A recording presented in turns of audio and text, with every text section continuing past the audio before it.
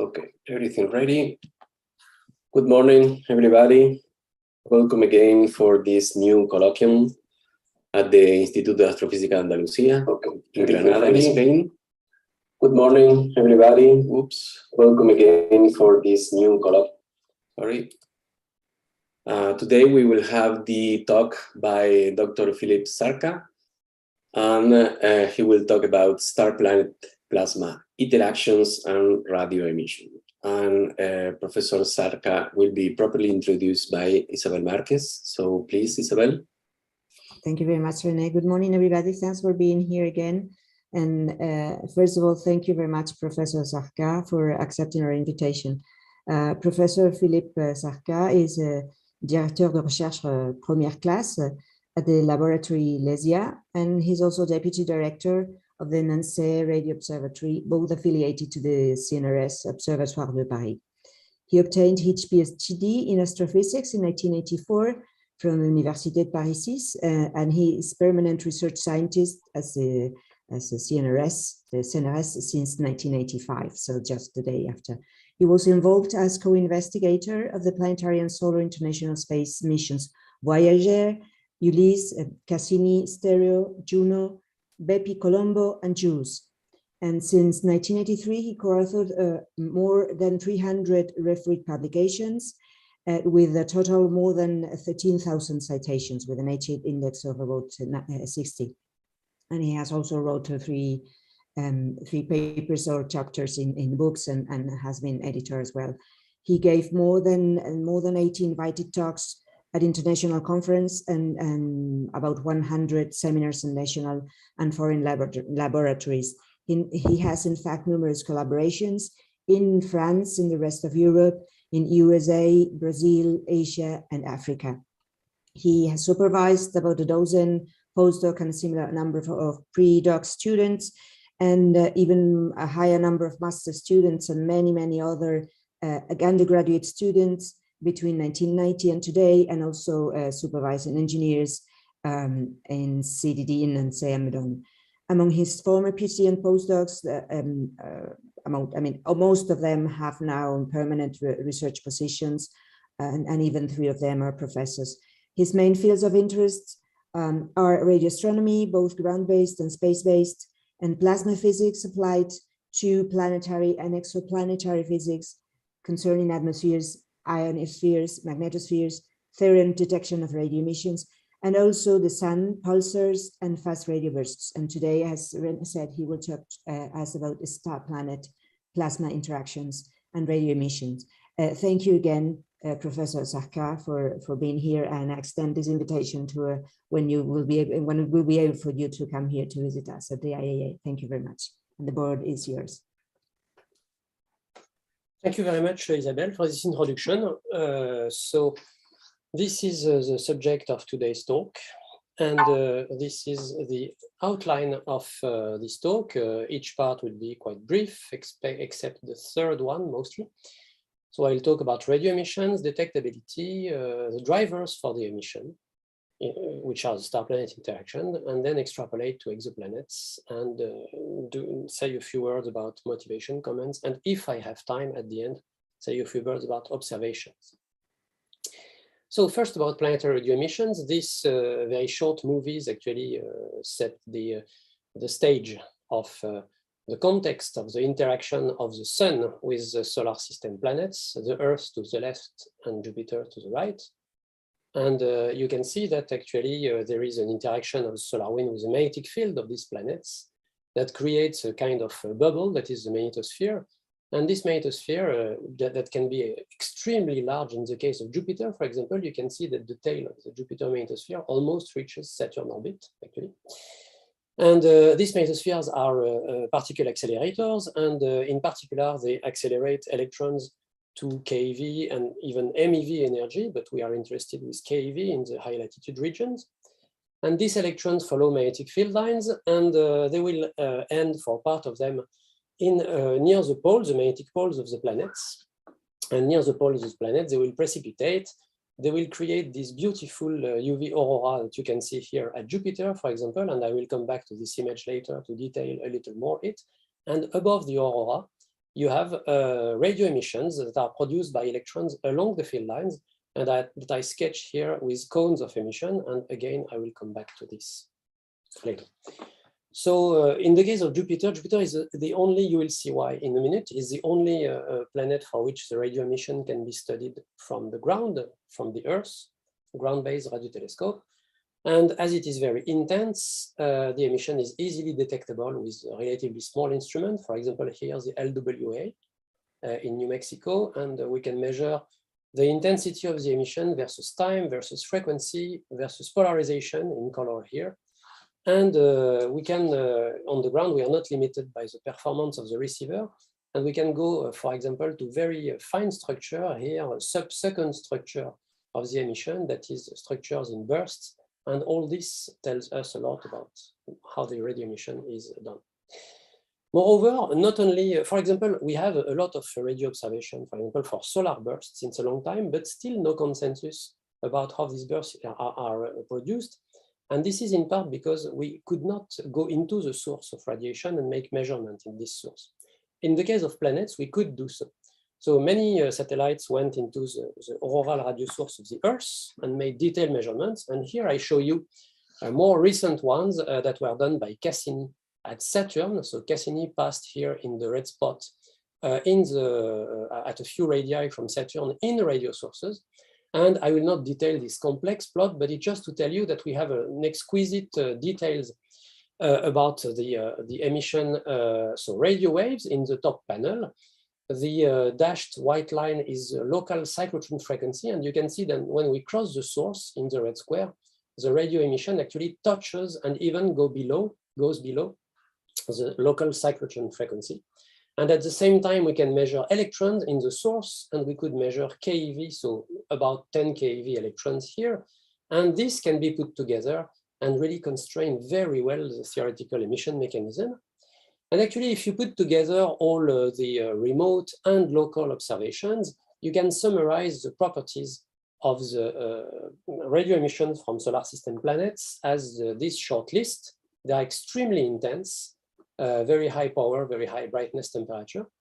They are produced at the local cyclotron frequency, so that is proportional to the magnetic field. But as this frequency decreases when you go away from the planet, they also cover a broad range of frequency, from a maximum cyclotron frequency at the surface down to very low frequency far from the planet. They are strongly circularly polarized. This corresponds to X mode, so the extraordinary mode in the case of when you compare with the hemisphere of origin of the emission. So the X mode actually for diluted plasma, where the plasma frequency is smaller than the cyclotron frequency, the X mode has a cutoff just above the cyclotron frequency here in a cold plasma.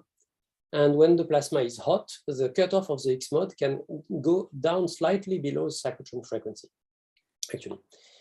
The sources of the emission are found at high latitude near the magnetic poles, and the beaming of the emission is not isotropic, it's very anisotropic. It's beamed at large angle from the magnetic field in sort of hollow cones of emission, just a few degrees thick. The emission is correlated with the UV emission below it, and it's modulated at many scales. There are bursts at sub-second scale, as we have seen. They are strongly modulated by the rotation of the planet, mostly because of the anisotropic beaming that sweeps like a pulsar, actually, the observer. They are controlled, as we will see, by solar wind, by coronal mass ejection from the sun or the nearby star, basically. This bottom left plot is a summary of the spectra of the radio emission from the various planets of the solar system. Only those which are magnetized produce some radio emissions because it's cyclotron emission.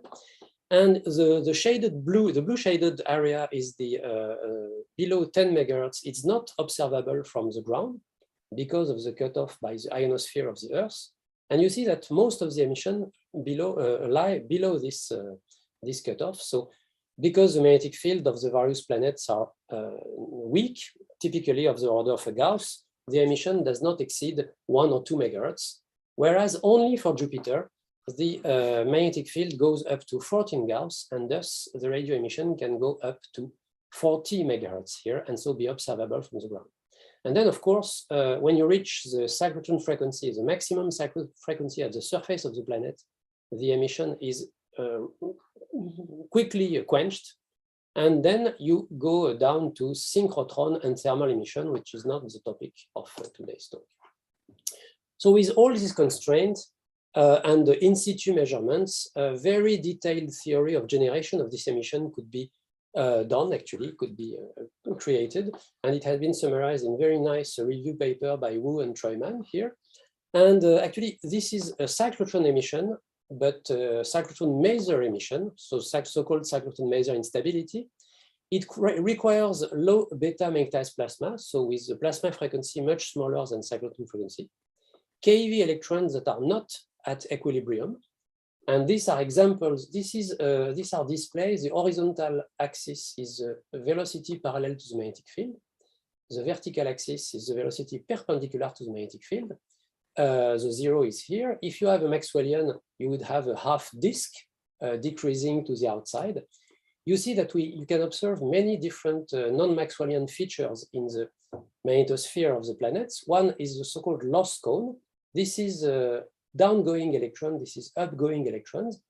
And when the downgoing electrons precipitate to the atmosphere, they are lost by collision, and they don't come up in the upgoing part for the electron that have a very parallel speed to the magnetic field. And so this is called the loss cone.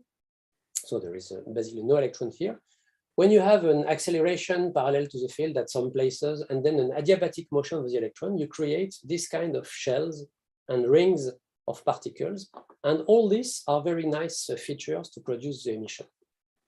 The conditions are met at high magnetic latitudes. The emission, the cyclotron maser emission, is direct emission, so electrons to electromagnetic wave directly at the local cyclotron frequency, or rather at the local X-mode frequency that is very close to it, and that is proportional to the magnetic field. And the predictions are very consistent with the observation: intense, broadband, sporadic, anisotropic, circularly polarized emission, and up to a few % of the electron energy can go into the radio waves. So without going into the detailed math of the mechanism, a lot of papers are devoted to it.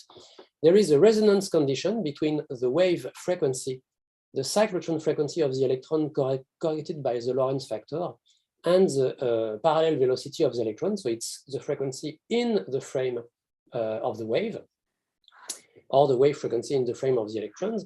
And this resonance condition in this velocity space corresponds to circles. And the growth rates, so to amplify the emission, is some integral.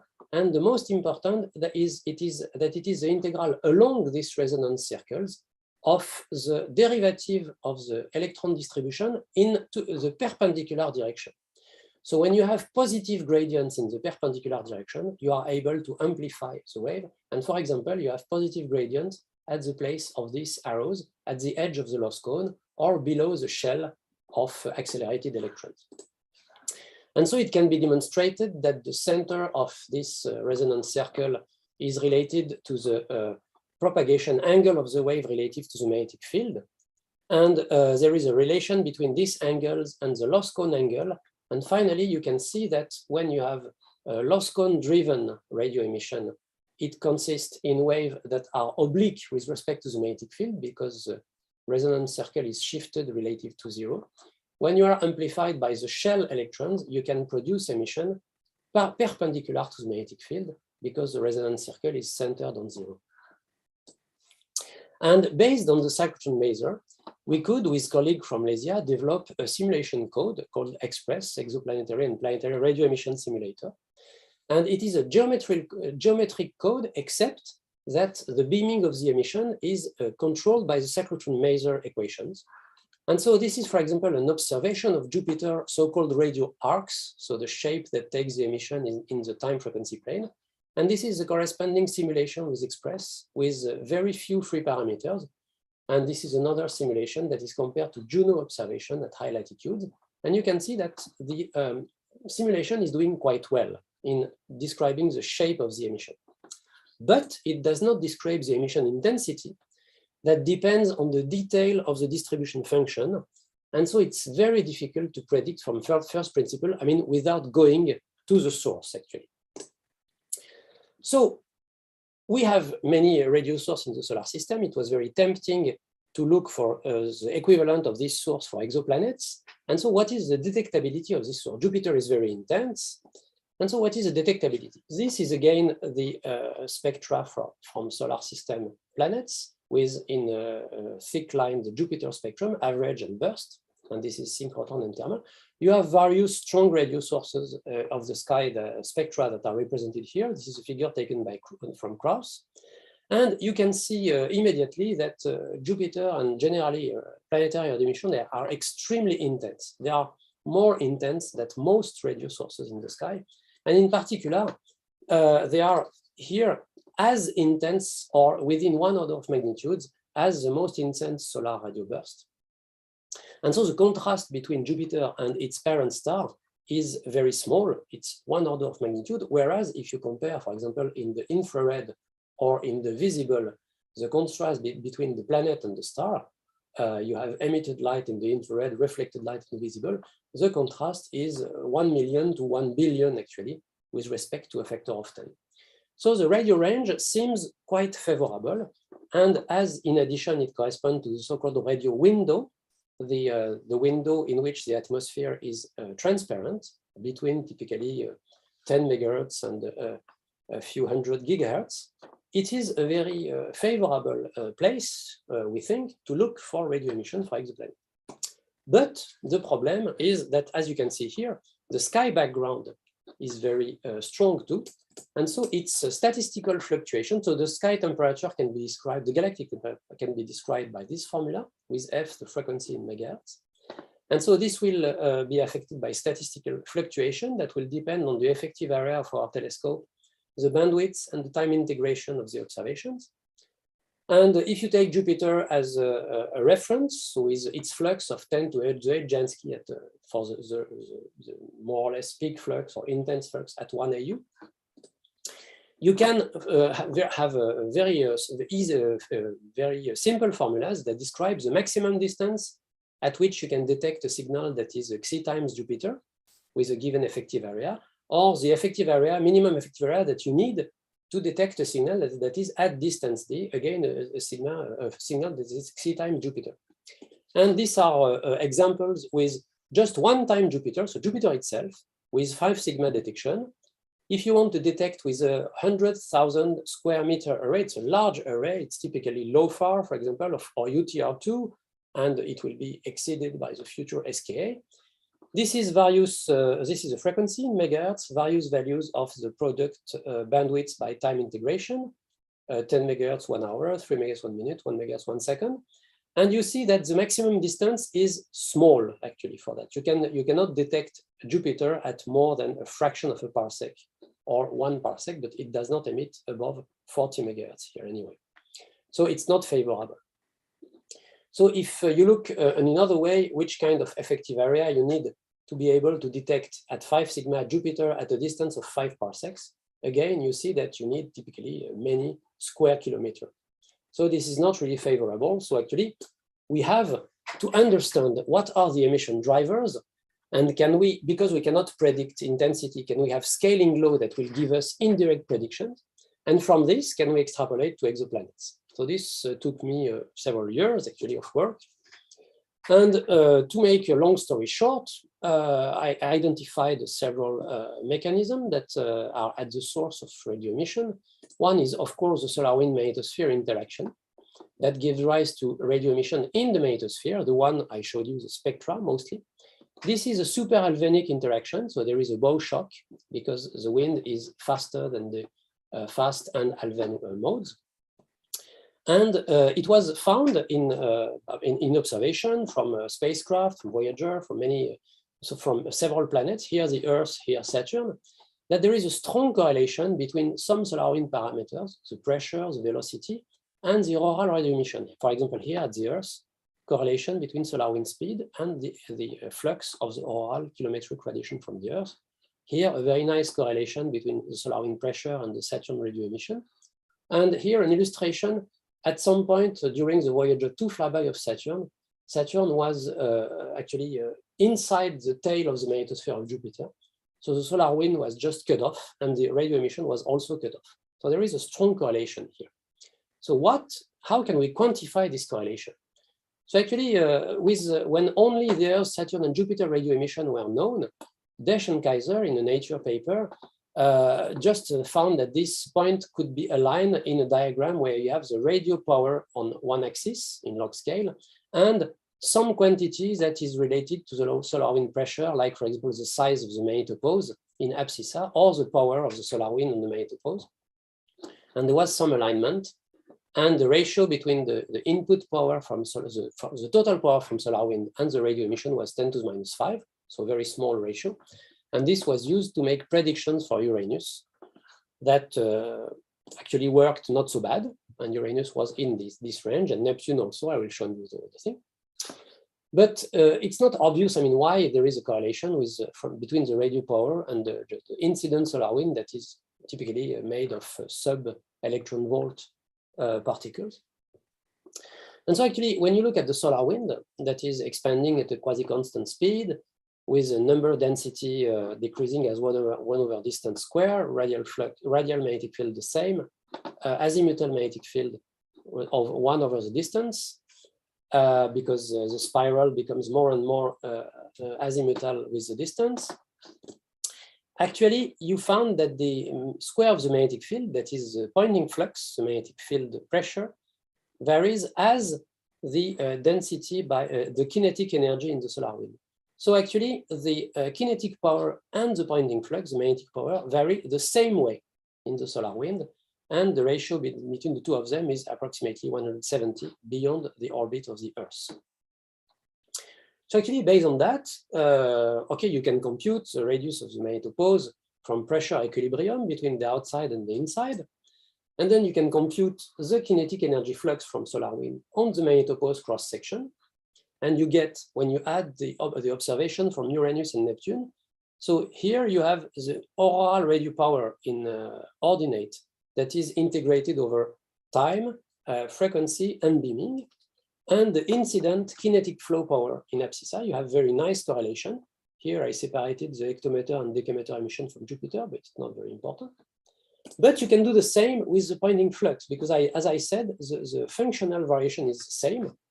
And actually you have the same correlation between the radio power and the incident magnetic power or Poynting flux on the magnetopause. And you have this expression for the Poynting flux and this efficiency that is smaller because the magnetic flux is smaller for the same radio power. Okay, and then I tried to, in this 2007 paper, I tried to categorize actually the various categories of flow obstacle interaction as a function of the magnetic field of the flow and the magnetic field of the obstacle. So when for a weakly magnetized flow like solar wind and a strongly magnetized obstacle that the solar system planet that have magnetic field, you have a magnetospheric interaction with auroral radio emission produced as I just described. But then you have other drivers of radio emission that are very interesting to study in the solar system. This is a very nice sketch published recently by Zale et al. And the moons of Jupiter interact with the rotating magnetic field of Jupiter, and by the way of Alfvén wings. So Alfvén waves are produced by the perturbation of the magnetic field that propagate along field lines, accelerate electrons, and finally, this accelerated electron gives rise to UV and radio emissions.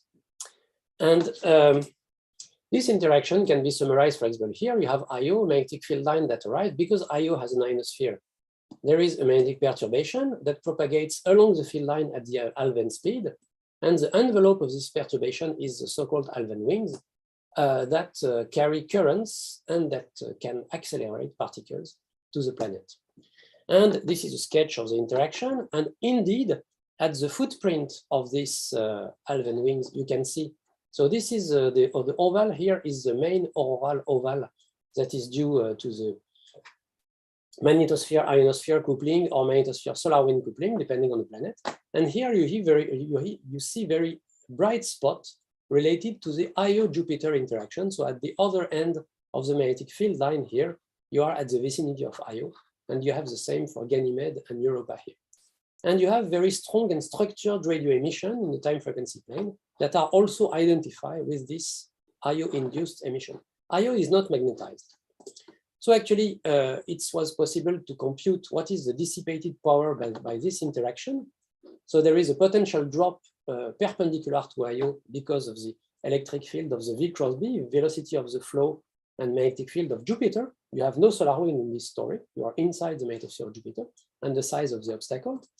And finally, I showed in a paper in 2001 that the expression from Neubauer 1980 could be put in a very simple form. Basically, the Poynting flux here, so velocity multiplied by the magnetic energy, multiplied by the size, the cross-section of the obstacle, and some parameter that is less than 1 here, that is actually equal to this value, and that is comprised between the Alfvénic number and 1. And for the Jupiter moon, the interaction is sub-Alfvénic. The Alfvénic number for the in this case is 0.2 to 0.3. And so the dissipated power is just a fraction epsilon of this Poynting flux on the obstacle. So this is the case of a strongly magnetized flow interacting with a weakly or not magnetized obstacle, and it's the so-called unipolar interaction where the satellite plays the role of the engine to extract a power from the magnetic field that is in rotation. But then there is a slightly different case. That is when the satellite itself, still interacting with Jupiter magnetic field, is itself magnetized, like is the case for Ganymede. You have the same kind of Alfvén wave and spot in UV here and radio emissions, but you also have a magnetosphere by itself that with the magnetic field of Ganymede reconnecting with the Jovian magnetic field. You have aurora on Ganymede itself. You have reconnection sites from between the magnetic field of Ganymede and the magnetic field of Jupiter. And finally, the result is that the interaction is very similar to the Io interaction, except that the obstacle now in the flow will be the entire magnetosphere of Ganymede, that whose radius is 3 to 3.5 times the radius of Ganymede. So it's a much larger obstacle. And besides that, okay, you have a coefficient that is close to 1, that is just the direction of the magnetic field that is adapted to reconnection, which is the case for Jupiter, because at the orbit of Ganymede, the magnetic field of Jupiter and the magnetic field of Ganymede are opposed, so they can reconnect.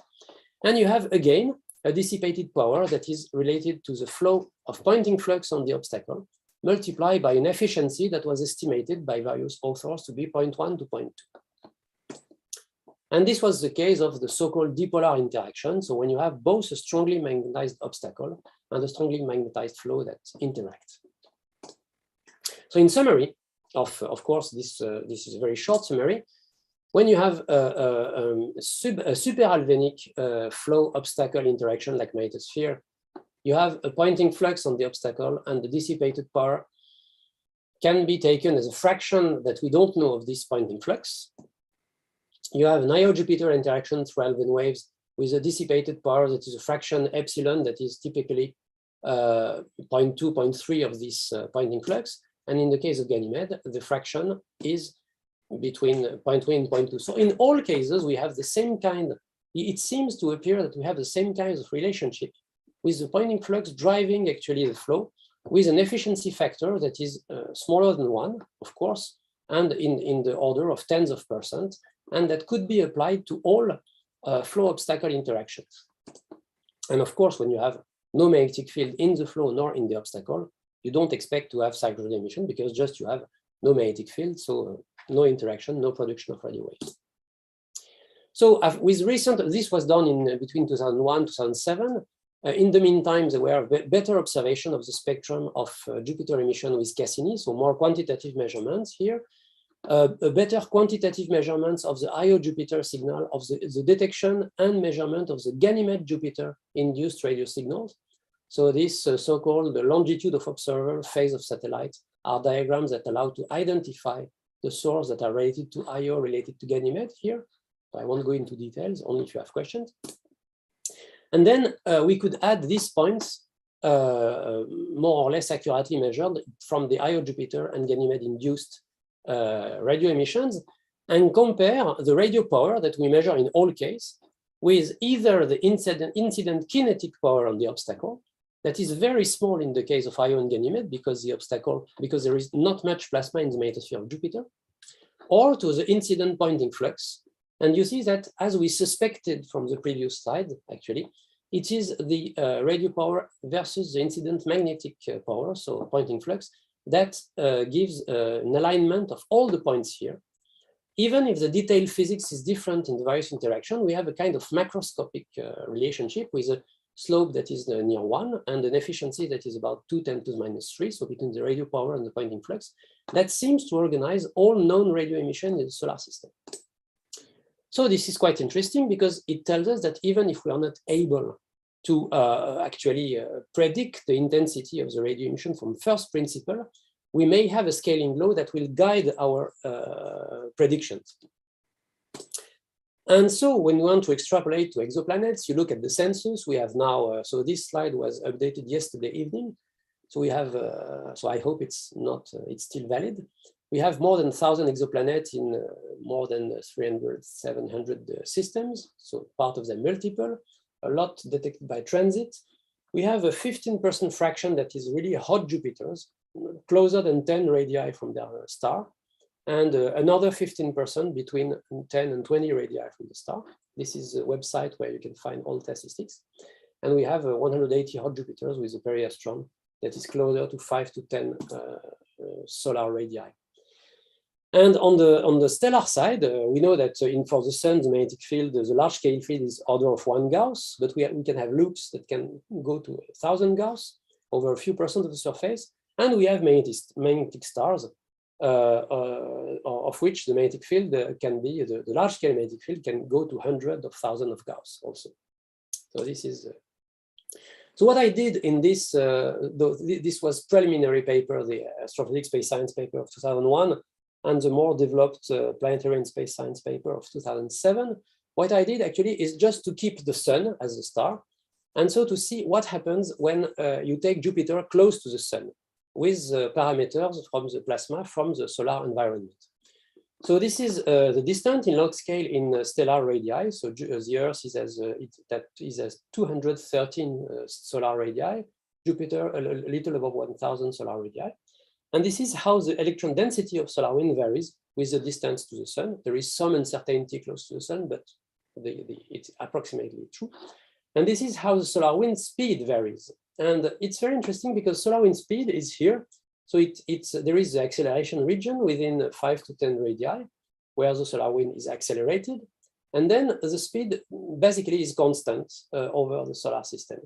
But actually, this is true in the solar frame. Actually, when you are interested in a planet frame, you have the orbital velocity of the planet that is dictated by Kepler's law, and the combination of the two gives this velocity in the planetary frame. So even when we are very close to the sun, the velocity does not go to 0 in the planet frame because of the aberration effect, because of the orbital motion of the planet that combines with the flow speed. So this is how the magnetic field along the spiral and the various velocities combine actually. This is the velocity in the planetary frame, the perpendicular field in the planetary frame. And this is the various angle between the velocity v and the solar wind velocity with the distance from the sun, and the angle between the magnetic field along the spiral and the radial direction along the spiral here. And you can see that there is some distance here, about 40 radii, where the magnetic field is purely radial.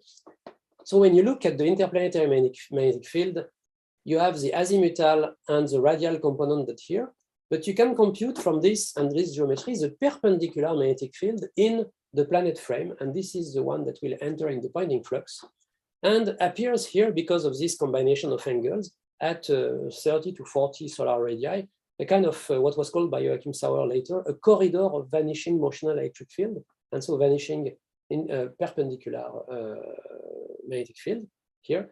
That is due to this geometry, and that appeared first in this paper here.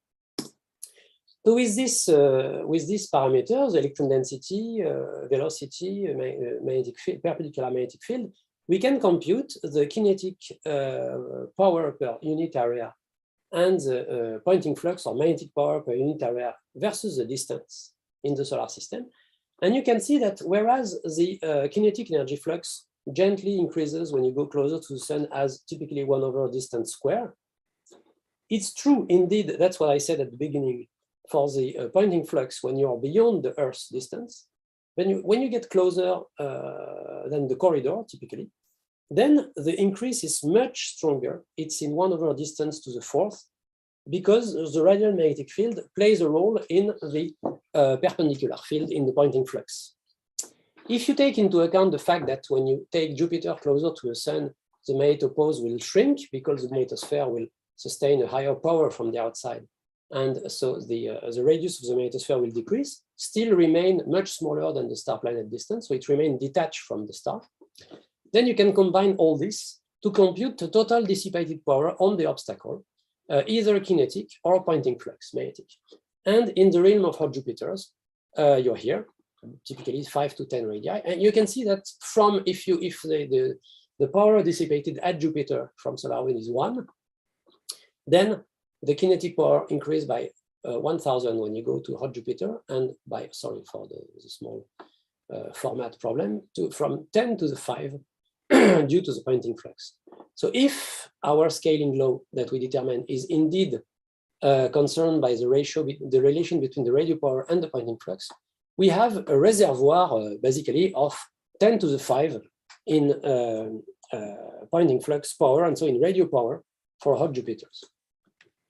In addition, an interesting remark is that when you look at the Alfvén Mach number, when you go from close to the Sun to far from the Sun, you can see that as the orbit of the Earth or Jupiter, typically the flow is super-Alfvénic and the Alfvén Mach number is several units and about 10.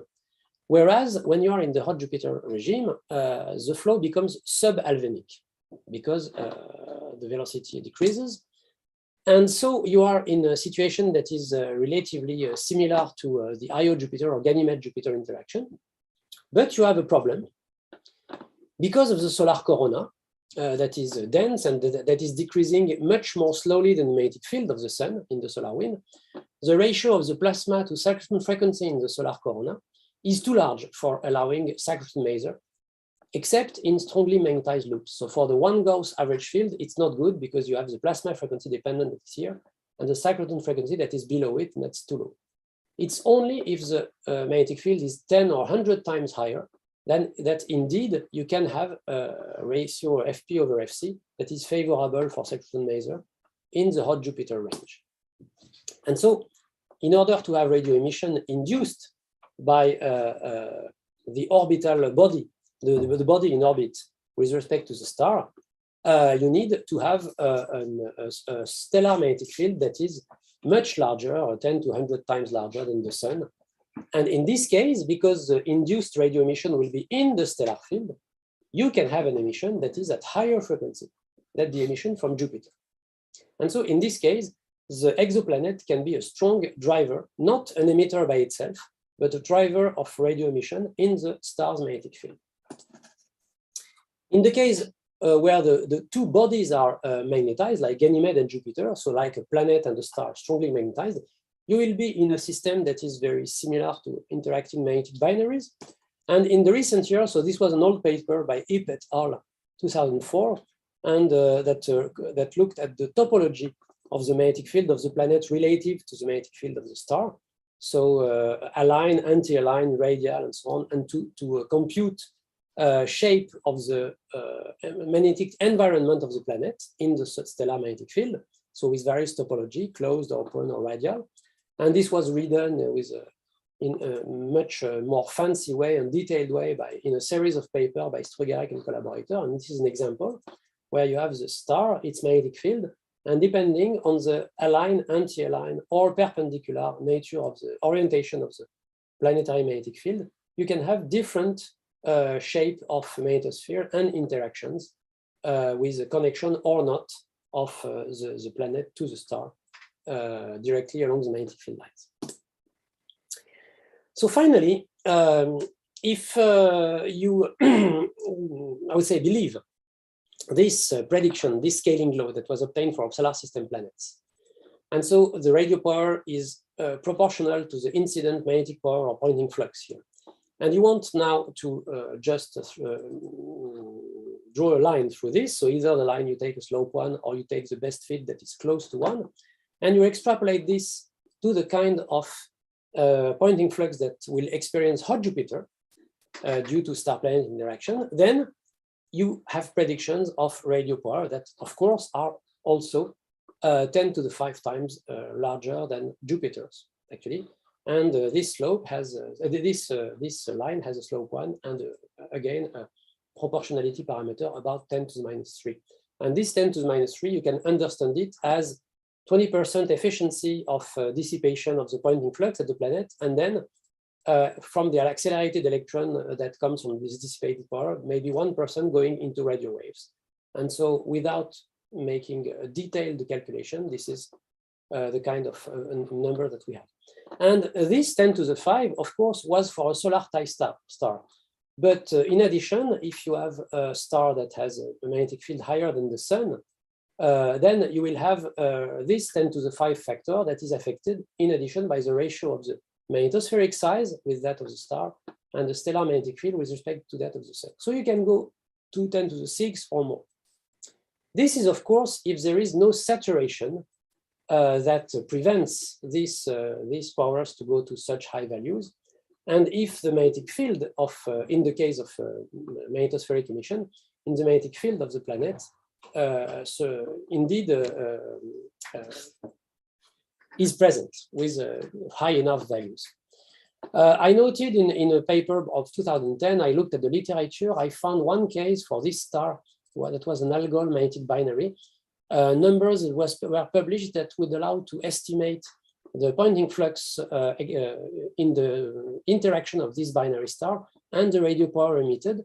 And quite strangely, actually, a point falls quite close to this line, although the emission is probably gyrocyclotron, not a cyclotron maser. So I just leave it here without concluding for that. So of course, if you gain a factor 10 to the 5, it does a lot of good to your detectability in radio, because here are again the same curves as before, maximum distance and minimum effective area for the same beta, so bandwidth by integration time that as before, as a function of frequency in the 10 to 100 megahertz range. And you can see that in this case, you can detect targets up to tens or even hundreds of parsecs, and with effective areas comparable to the largest instrument here, you have very good capability to detect even bursts of emission. So this was quite good news. And various papers, there's been a lot of predictive studies, qualitative, quantitative in the literature. It's impossible to review all, but some people have said that turbulence could cause intermittency, so strong bursts, that scintillation could do the same, that a young system were more favorable because a stronger stellar wind and a larger planet. Coronal mass ejection could increase the efficiency of the system.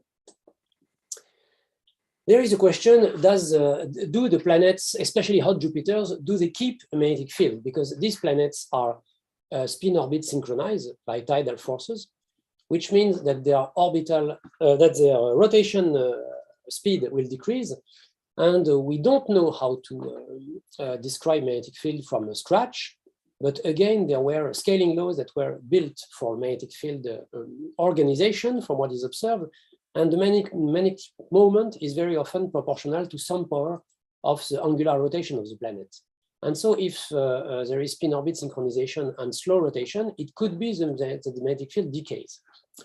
But some authors, so these authors, Sanchez-La Vega, Rainer Christensen, Yadav and Torngren, have made internal structure conversion models. And actually, again, to make the story short, they predicted that the dynamo could be sustained and the magnetic moment could remain much larger than a few Gauss, actually, even tens of Gauss in many, many cases.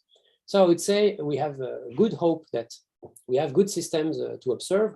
And in addition, if the star is magnetized, the star-planet interaction can drive radio emission in the star's magnetic field. So in that case, if you, for example, take our previous curve, we have Jupiter average and burst, and you multiply this emission by 10 to the 5, and you place it at 5 parsec, you have this kind of spectrum. Of course, you don't modify the spectral range, but if you have a stronger magnetic field, you can go to higher frequency. And here you have predicted the flux that can be of the order of a Gauss. And this is easily detectable by a modern radio instrument. Of course, it's 10 to the 5, but it also tells you that even weaker amplification factor should be accessible. And actually, this was applied by Grace Meyer et al. In several papers. So it was it's not up to date. It was the most recent. It's the census of exoplanet 4 years ago. So for these planets, scaling laws were used to predict cyclotron frequency for the planetary emission, and flux densities by the radiomagnetic scaling law that I presented to you. And so it does not include the induced emission, the star planet induced emission, because you should have also magnetic field of star. But even for magnetospheric emission, compared to the sensitivity limits of various instruments, you have not many, but a number of points above the detection limits. So in principle, it tells you that it is worth trying to detect. But you will have a weak signal. And actually, your signatures, your very important signature for the signal is circular polarization that is predicted by cyclotron maser, very important. The sky is generally not circularly polarized.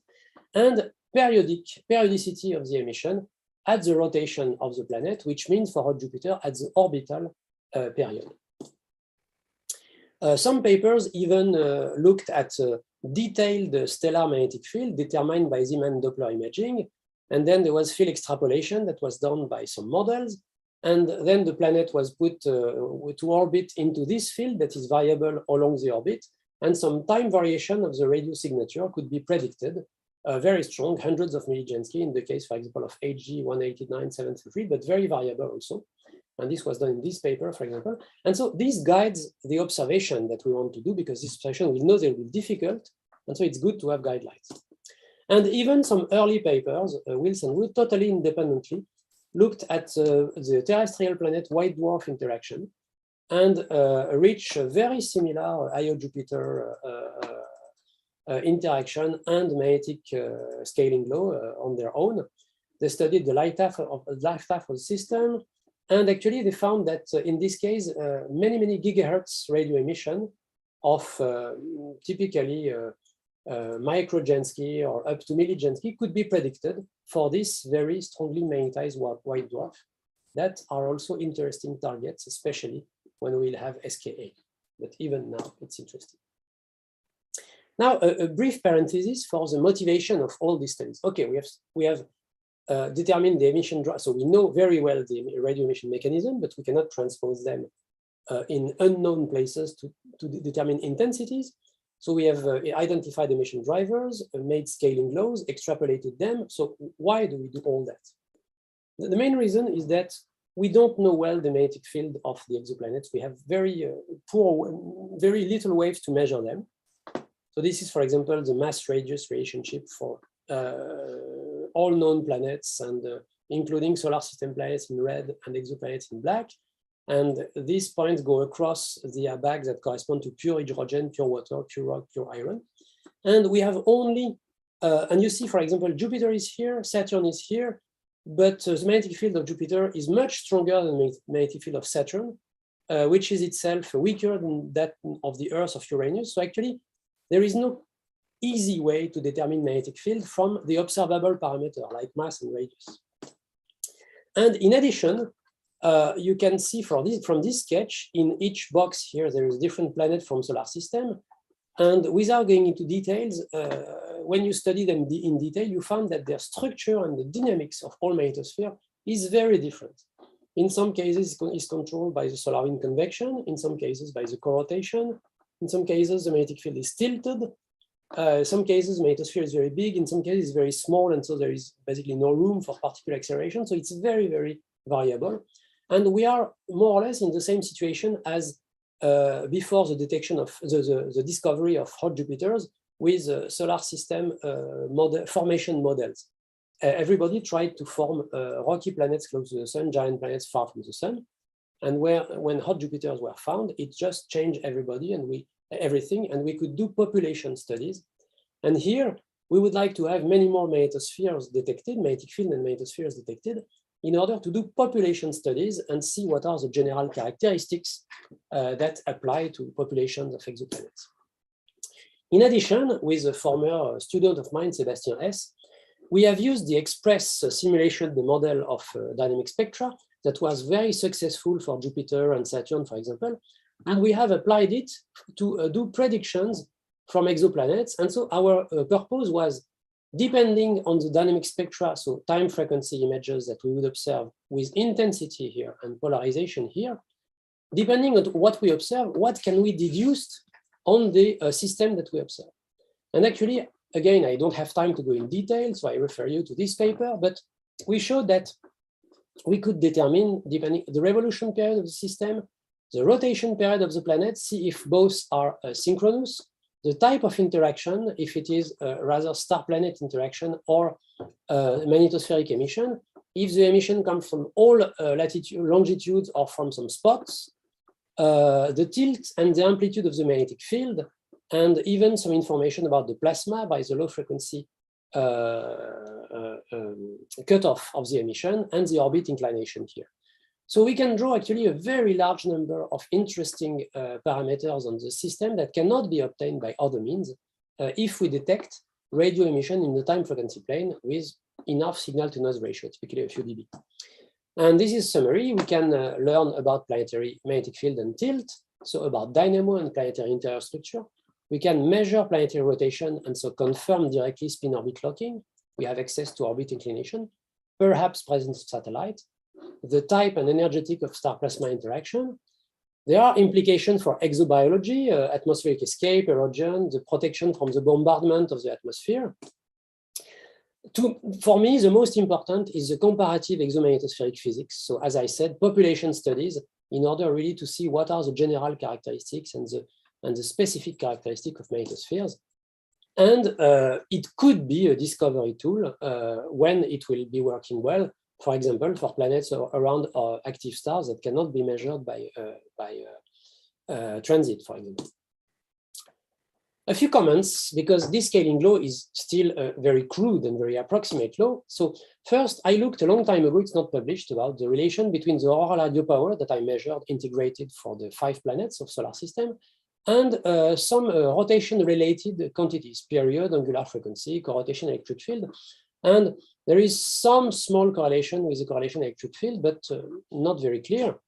There was some very detailed studies by Nichols, 2011 and 12, that studied the influence of the mass loading of the magnetosphere by a body like Io, for example, and the rotation speed of the planet, and that computed in detail the magnetosphere-ionosphere coupling, so like Jupiter, and finally the radio emission, so the scale is given here, that can be produced, and you can reach quite large numbers, like this is 10 to the 5 Jupiter, but only if the planet is rotating very fast, so like 10 times faster than Jupiter, so in 1 hour, and also if the XUV flux from the central star is very high, that completely ionize the magnetosphere, and it works only also better, but it only slightly depends on the mass loading of the magnetosphere by the internal, for example, satellite or rings or whatever.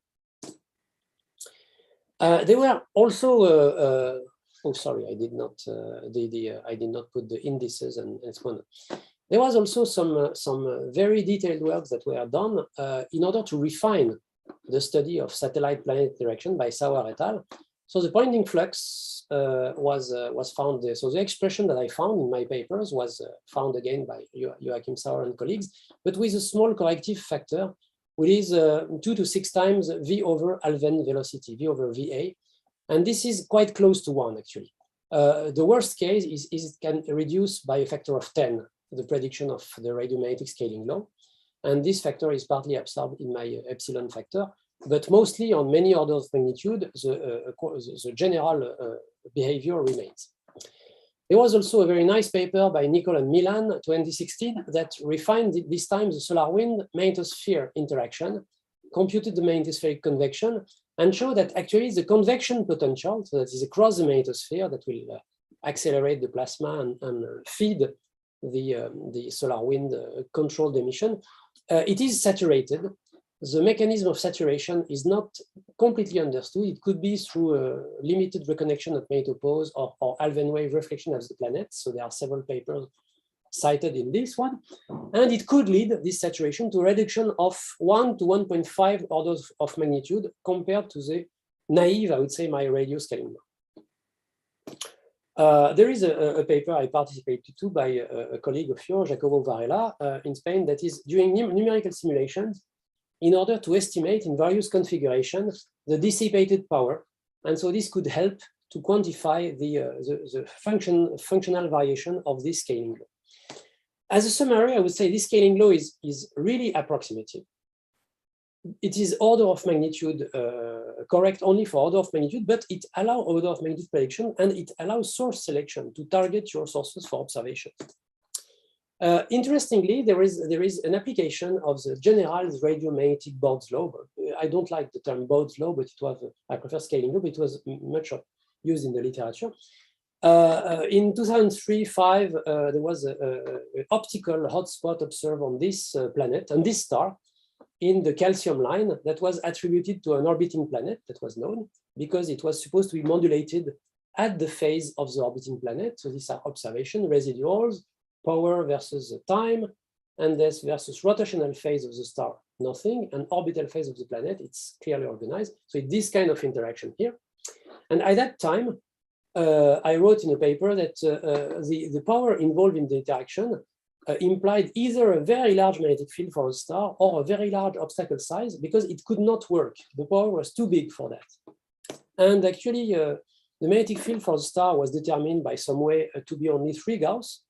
But recently, a paper by Cowley et al. 2018 in Nature Astronomy showed that this is from where this figure, the very nice figure, is extracted.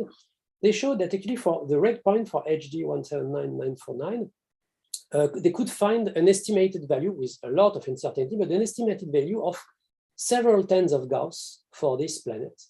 And so very oddly, a much larger magnetic field than the star, so very large obstacle.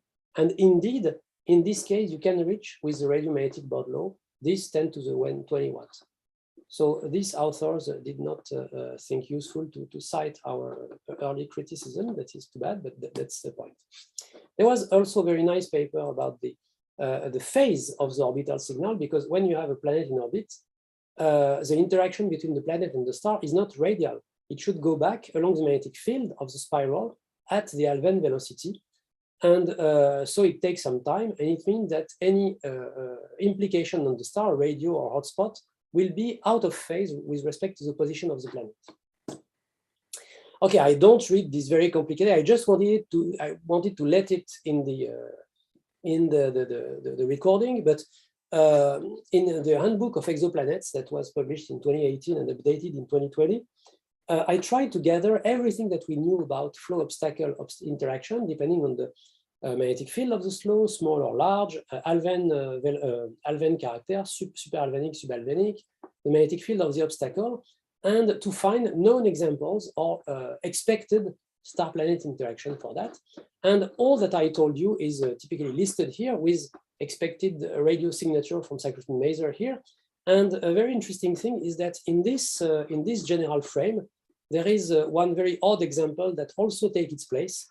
It is some studies that we have done with Fabrice Motez and Guillaume Voisin about pulsar-planet interactions that could give rise to Alfvén waves and cyclotron and radio emission that could explain fast radio bursts. So I don't have the time to detail that, but that's a fact. There was in this NASA report from Keck Institute for Space Studies some preliminary UV Bode's law in solar system that is also related to the same kind of physics. And finally, I think I don't have the time to go through observation, so let me just show you so that it's rated. I have 2 slides. One slide is for quite past observations, say beyond 2018, and that were done with many instruments and in many range from 10 megahertz to 4 gigahertz. And all of them are negative. There were hints, but never confirmed of detection. And more recently, we have still negative results with LOFAR, but we start to have positive results with LOFAR and with ITCI by Miguel Pérez-Torres especially, with some polarized signals, circularly polarized, variable with frequency and with time. So here again, some circular polarization, perhaps with the orbital period of the planet. The final proof for me will be to see the radio signal circularly polarized and variable at the orbital period of a known planet. This will be, as we say, the smoking gun evidence for detection. So this is really the tip of the iceberg that seems to come out of the water, but it needs to be confirmed still. One interesting one remark I want to do is that this methodology of looking for unresolved, weak, polarized emission, time variable, actually the same to search for stellar emissions. And there were very interesting works done by Hallinan, by Austin, and very recently by Zik to detect polarized flares. And this polarized flare isn't from flare stars like AD Leo, or from some cool dwarf, or from Proxima Centauri here with ASCAP at about gigahertz here. They are very interesting because they give very interesting information about the presence of cyclotron, the operation of cyclotron maser in stellar environment, the star-planet plasma interaction, space weather in these systems. And finally, this is my last slide. We have a lot of bright perspective for observation, and so we should also improve the theory. And I did not by far, review the whole literature. There are papers by Lanza, by Leto, and a lot of predictions, but it's impossible to go through. We have the possibility to explore very deep the surveys, especially the low-far survey, the survey in high band, low band, decameter. We have a nenufar survey starting.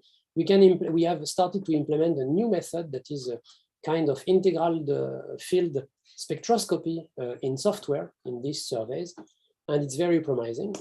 LOFAR should be updated in LOFAR 2.0 in the coming 3 years typically, and there are expression of intents concerning exoplanet that have been submitted by Vedantam et al., by Perez Torres et al., some survey that is also relevant by De Gasperin et al. We have nenufar that is coming in for the very low frequencies. We have, of course, Mercat at high frequency in the southern hemisphere, and SKA that will be coming at the horizon. Here I indicated SKA low, but SKA mid will be also very interesting. And I thank you, and I leave you. If you want to go beyond that, these are all cited reference. I realized that I forgot one, Saleh, from where I took the picture from Alvenways. I will add it. Thank you very much. Thank you very much, Professor Sarka. And now the talk is open for questions. Miguel will manage this session. So Miguel, please.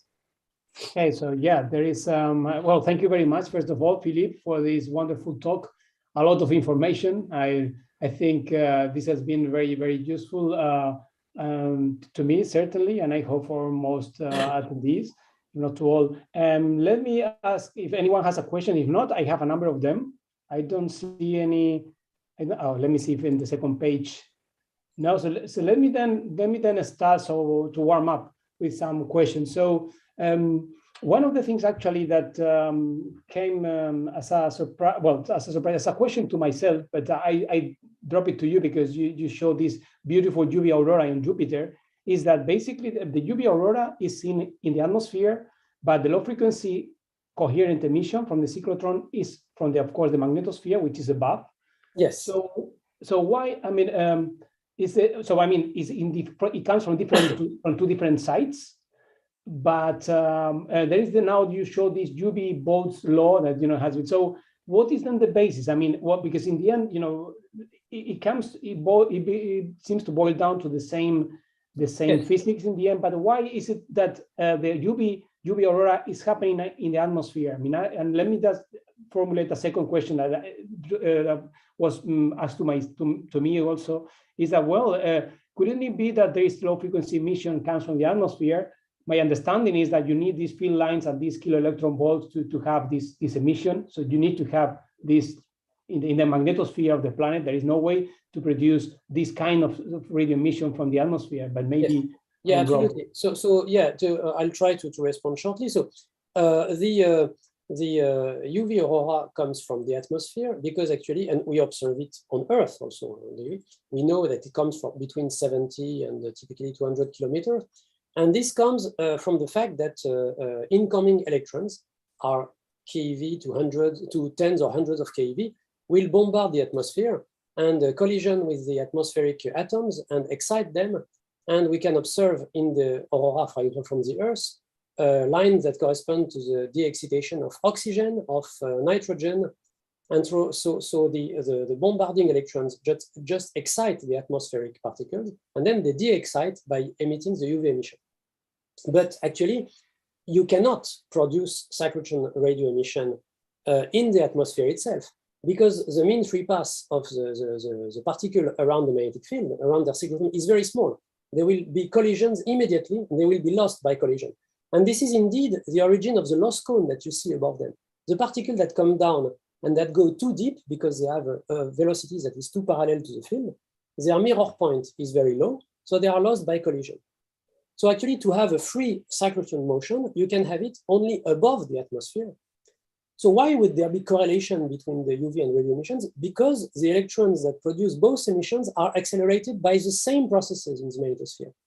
It's just that the fraction of the population that is most parallel to the field will go deep and bombard the atmosphere and produce the UV, whether the fraction that is less parallel will be reflected at the mirror point, have a non-Maxwellian distribution, and produce the radio wave. But basically, the acceleration mechanism that is ahead of that is the same for everybody. Right. And this is why it's correlated. And the last point was, there was a last part of the question that I forgot. Right. I think you have answered the question very nicely, very clearly. So that, because the two were related. So actually, I see there was Parvin Hawaii wanted to ask a question. I think this must be related, but go ahead, Parvin. Hi, can you hear me? Yeah. Yep. Hi, thank you so much, Professor, for the great talk. I had this one question about the dipolar cases. Can we have maybe synchrotron emission besides cyclotron? Because in dipolar cases, when we have two magnetized body, especially when they are so close together, maybe the a magnetic field is so tangled and they can accelerate particles to higher velocities. So can we have this kind of emission, and can it be a possibility to detect them in synchrotron emission? So several pieces of response. Okay, Jupiter, that is far from the sun, has very strong radiation belts, as you know, that are between 2 and 6 radii, basically, and so with electrons and protons up to tens of MeV, actually, mega electron volt. And so, and this is because the rapid rotation creates very strong electric field that will accelerate this electron, and there will be successive acceleration. The electrons are trapped between their mirror points, so they go from one pole to the other, and then there is a reservoir of very high energy particles that will emit synchrotron emission, linearly polarized, that is very well observed with VLA, with LOFAR. Okay. Now, if you have a magnetic binary, so in dipolar interaction, I would suspect that it would actually be unfavorable for the synchrotron emission. Why? It is first, magnetic field does not accelerate particles first. You need electric field to accelerate particles. And in order to accelerate particles to a high enough energy, so mega electron volt, to produce synchrotron emission, it's better to have a stable geometry, like the rotation of the radiation belts of Jupiter, than an entangled geometry that will actually make the particle be lost in one or the other object at the end of the field line. So I'm not categorical, but I think it's not easy to find places in a dipolar interaction where you can have a reservoir of particles that can be accelerated to such high energy. Now, the second part of the question is, why did my talk not address synchrotron emission? Well, you have seen in my first spectrum that for Jupiter, the spectrum of Jupiter, when you go above 40 megahertz, the intensity drops by 5 orders of magnitude. And why is that? It's because you pass from cyclotron maser emission, that is cyclotron emission, so that is the fundamental of cyclotron frequency, that can exist only up to 40 megahertz because the magnetic field at the planet does not exceed 14 Gauss. And this cyclotron maser emission is a coherent emission, whereas the synchrotron emission is non-thermal, of course, but it's incoherent. And so the mechanism, the synchrotron mechanism, is much less efficient than the cyclotron maser. And so these 5 orders of magnitude really kill you, because you have 2 problems if you want to detect synchrotron emission from exoplanets. One is, first, you have you start like the tortoise with 5 order of magnitude delay with compared to the cyclic measure emission, and then it's not obvious to find a physical reason for which the cyclotron emission from exoplanets would be much stronger than Jupiter's. Because this, again, the process is not related to the star-planet interaction, it's rather the fast rotation and the reservoir. So we could have faster rotating planets, we can have efficient, but I don't expect to gain more than 1 or 2 orders of magnitude with respect to Jupiter, and not 5, like, and in this case, because you have 5 orders of magnitude less at the beginning, you cannot gain much. I think it's a little hopeless. Well, now there is another side, it's that synchrotron emission, you can detect it up to much higher frequency. At these higher frequencies, the sky is much darker, so you can be sensitive to a few tens of microdensity. So maybe it's still feasible, but I think it's not very easy. Thank you so much. Okay, thanks a lot, Pavin. If you could mute now, I will give the word to Fabio del Sordo and then Pedro Amado, who have the presentation. So Fabio, go ahead. Yeah, thank you for a very nice talk. I have a question related to observability of possible both unipolar and dipolar interaction for exoplanets. And it's related to the geometry. So would it be more favorable to observe this kind of interactions for transiting exoplanets or for face-on planet systems? And if there is a difference? And in case we are observing a transiting system, what is the most favorable, well, at least in theory, the most favorable configuration? The quadrature, for instance, or when the planet is really transiting? So I can respond to part of that. First, for, I would say, very simple geometries like a dipolar-like magnetic field from the star, obviously, we can detect transiting bodies because we detect the Io-induced emission from Jupiter, and Io and Ganymede are transiting bodies. Actually, they are. We see them in the equatorial plane, basically. So actually, it's the same geometry. Io Jupiter is same geometry as a transiting planet, and we do see indeed the emission. In this case, the emission is best seen when the orbiting body is in quadrature with respect to both quadratures, actually. And this is, it's really a matter of geometry that can be very well simulated by the EXPRES code, actually. You can imagine that when you have a dipolar-like field and an orbiting body that is transiting, the magnetic field line so connects the orbital body to the central field, and the emission is, say, quasi-perpendicular to the field. So when the field line is ahead of you, the emission goes to the sides, perpendicular. It's not beamed toward you. When it's in quadrature, you receive the emission. So more or less in quadrature. It's not necessarily perpendicular. It can be, I would say, within maybe 30 degrees of 15 or 30 degrees of quadrature. Then, if we see the system now face on, I think that the best to answer you, not to say stupid things, would be to do the EXPRES simulation. It could be done. And my guess is that we would detect the system, but with less variability, because we would be in the beam more or less a large fraction of the time. Of course, it will not be true if the magnetic topology is a little complex. If it's distorted, then you will have again some variation. So I would say with hollow cones, we should be able to detect system, whatever the topology.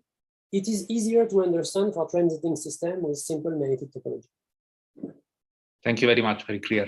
And we could really simulate it with EXPRES. We could take any magnetic field model for the central object, the geometry of observation, the orbiting area, and then we produce dynamic spectrum. It could be done. And you're welcome. We have the code here. It's absolutely usable. Yeah, before I give the word to Pedro, as you know, Philippe, we will contact you also precisely to run your EXPRES code for the Proxima Centauri data. Sure. I think there might be something ahead. So yeah, so Pedro, go ahead. Hello, Philippe. Thanks very much for this very interesting talk. I was surprised to see AD Neo, which is the star we are very interested in for other reasons in your presentation at the very end. Yeah. Yes, regarding these radio bursts, right? Published by Osten and Bastian. Yeah, it was I would say it was a simple illustration of stellar bursts, just to illustrate that when you look for planets with time frequency resolution, you can pick bursts. But you are perfectly right by saying that these bursts do not fit in the general picture. It's very different from the emission from cool dwarfs from Greg Allinan, or from the type 4 flare from Proxima Centauri from Zik. So it was just for an illustration of burst in time frequency plane. Yeah, but for Helio, that's a long story. In particular, when trying to detect planets, because we are still not sure if there is a planet in this system or not, because in principle the orbital period would be the same as the rotational period, and for radio velocities this is a nuisance, because we cannot ascribe the radio velocity variations to the planet. But many different small hints shows us that there may be a planet there. I wanted to ask you, if there was a planet in AD Leo, how would these bursts that are 100% circularly polarized bursts, how would they fit in this scheme? Well,